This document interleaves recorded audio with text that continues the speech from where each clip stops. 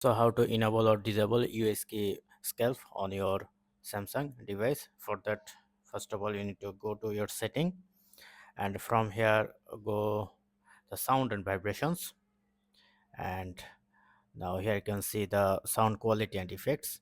If you go there, then you can see the USL upscale is available here. Now it's disabled. So to enable it, you need a Samsung Galaxy series headphone. This is my iPhone headphone. Let's try it's working or not. No, it's not working.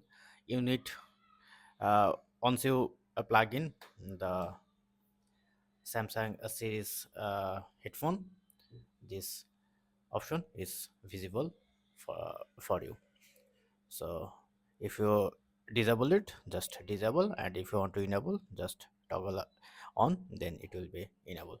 So that's it. Don't forget to thumbs up. Have a good day. Thank you.